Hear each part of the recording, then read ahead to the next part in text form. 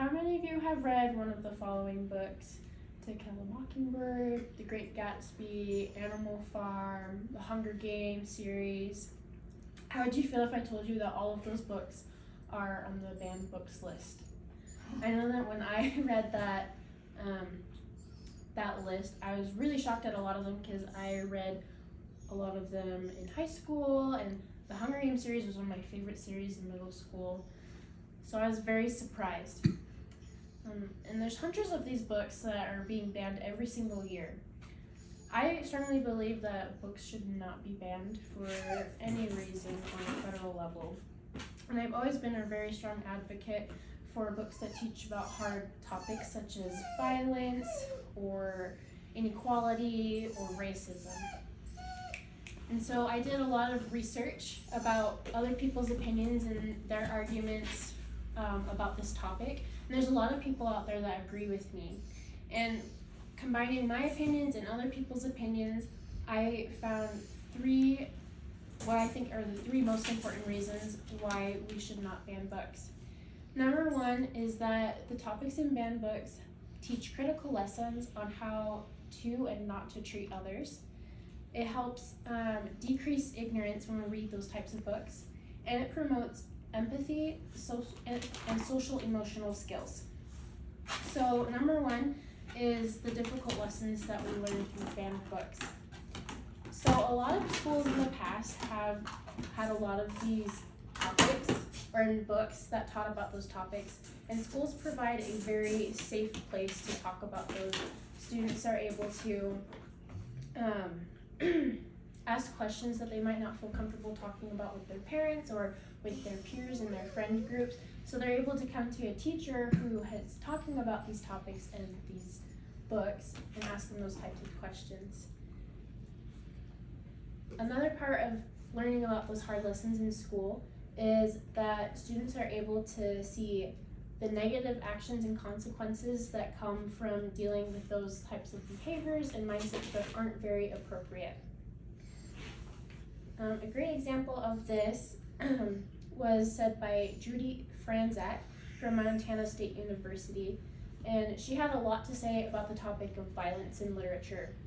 And she said, if we don't talk about violence, it's as if we were saying that violence is not important. If a student has experienced violence, discussions of violence in books can help them understand what they have experienced. The number two reason why we should keep banned books in libraries and in school curriculum is because that it decreases ignorance. And what I mean when I say that is that a lot of books have topics and different types of peoples and cultures and histories that are being taken out of the curriculum, so students are not learning about them. There's lots of cultural knowledge about different types of people around the world, whether that's the good or bad things about them, that students should learn. Another big part of that is the history of America and also the entire world. A lot of books that are being banned talk about racism and slavery, which is a very important part of American history. Though it is terrifying and horrific part of the past, it's important to learn about to not repeat in the future. Miriam Platinsky, who is a structural specialist, she had an experience with this regarding world history. She said, a few days before the Holocaust Remembrance Day, the Board of Education for McMinn County, Tennessee School District banned Moz by Alan Spiegelman from their curriculum. Among the reasons cited for censoring this great work of literature were profanity, nudity, and violence. While members of the school board openly acknowledged that kids are exposed to highly objectionable scenes in television shows and just as much profanity, they declared this graphic novel unworthy of continued use to teach the atrocities of the Holocaust. And books like this are being banned every single year that teach these important histories. And finally, the third reason that we should not be banning books is because it helps promote empathy and social emotional skills in children.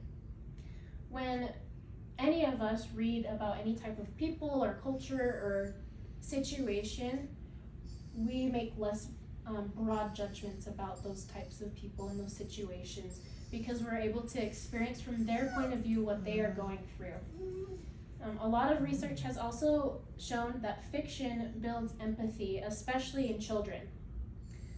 And Pan America Index of School Book Bans collected data on books that were banned in challenged between July of 2021 and July of 2022 and found that 75% of those books that were banned were fiction, which means that the majority of these books that are being pulled from schools promote empathy and allow children to experience thoughts and emotions and situations that they wouldn't otherwise. A great example of this from my own life is my sophomore year. We read the book of Mice and Men, and towards the end of that book there's a heartbreaking decision that a character makes, and it really is pretty devastating for the character. But I remember many kids in my class were crying because they felt that same devastation and heartbreak themselves, which showed an improvement or growth of empathy within each of them. In conclusion, there's many reasons why we shouldn't ban books, but there's also many reasons why people will argue that they should be. But my overall point is that there should be no reason to ban any knowledge. And so I'd like to invite each of you guys to help spread awareness about this. This isn't a topic that is really in the news a lot. It's not talked about. It's not on people's minds.